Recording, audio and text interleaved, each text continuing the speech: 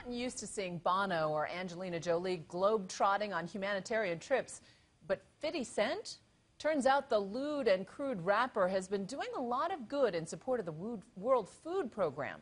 So they invited him to a refugee camp in Somalia, arguably the most lawless country in the world, with terrorists, pirates, and now a terrible drought and famine. But can being a do-gooder cramp his bad boy style? Here's ABC's Dan Harris. Go shorty, it's your birthday. 50 Cent, a.k.a. Curtis Jackson, is best known for rapping about bedding women, drinking champagne, and getting shot 9 times as dramatized in the movie Get Rich or Die Tryin', which charts his rise from crack dealer to #2 on the Forbes list of richest black entertainers. So what is this man doing at this security briefing? This is a very tense situation. And about to head into a place even more dangerous than where he came from, Somalia, on a humanitarian mission. Kidnapping has been the threat #1. After our security briefing, 50 claimed not to be nervous at all. According to the briefing, it's pretty dangerous, but we don't get briefings in the environment that I come from, and it can be pretty dangerous there also. We were flying in with the United Nations World Food Program. All right, let's do this. To which 50 Cent has recently become a large and very unlikely donor. He just launched a new line of energy drinks called Street King. Oh, God. 10 cents of every bottle sold will go toward feeding children all over the world. I want to feed 1 billion hungry people. Let's do this. He's already provided more than 3.5 million meals, but this would be the first time he would actually go to a refugee camp where that desperately needed money is being used to save people. And as we flew in, it became clear that this was a bad boy rapper with an identity crisis. I want to make more, not just as an artist, but as a person, to my legacy, like what's left behind. I don't want to be a guy that's just remembered for writing a few cool songs. You've got a lot of money, so it seems to me you're thinking to yourself, how do I make my life meaningful? Right, exactly that. We landed and were quickly loaded into a convoy led by a truck filled with armed men. Somalia is a land of Al-Qaeda, piracy, and famine. All you need is 30 seconds on the ground here to see how inhospitable this terrain is to any sort of life. We arrived at a refugee camp filled with women and children, many of whom had walked for weeks to escape the drought and war.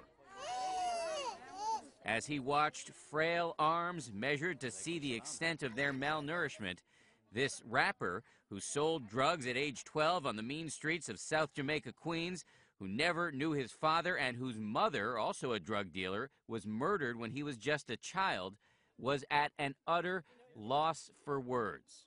What's the impression it makes on you? I've never seen anything like this before. It struck me as I watched 50 Cent peer into a makeshift hut and interact with school children who only get 1 meal a day, that this man, whose lyrics are so sexist and violent that the UN initially didn't want to take his money, is in real life very different than his public image. This house is crazy. I had interviewed 50 once before, so I knew that he never drank or smoked, that he meditated with Deepak Chopra, owned a 4-pound dog named Oprah that he liked to dress up, and that he rattled around all by himself in a mansion in Connecticut. Do you work all the time? Pretty much. What about your personal life?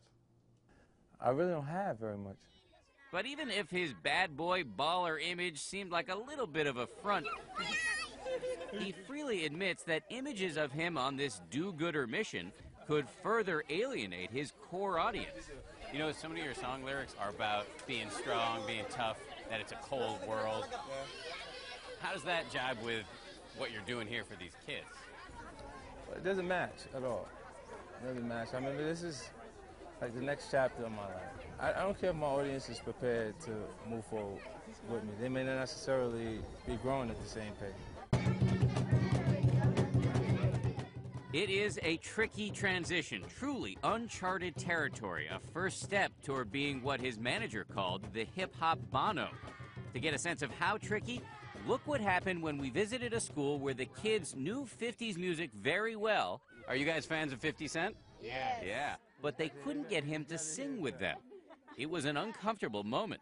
Sing one song. I can't sing the song. Do not sing any. I don't want to sing the song. You're afraid.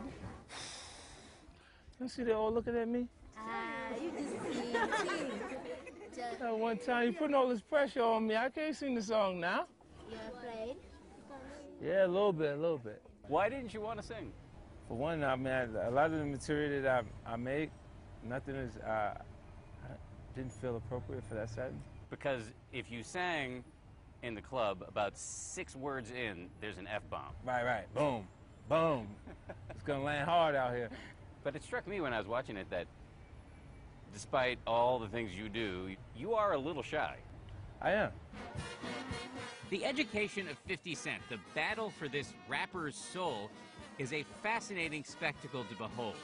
By the way, he did end up singing a little bit with those kids. Go shorty, it's your birthday. We go party like it's your birthday. And they loved it. For Nightline, this is Dan Harris in Somalia.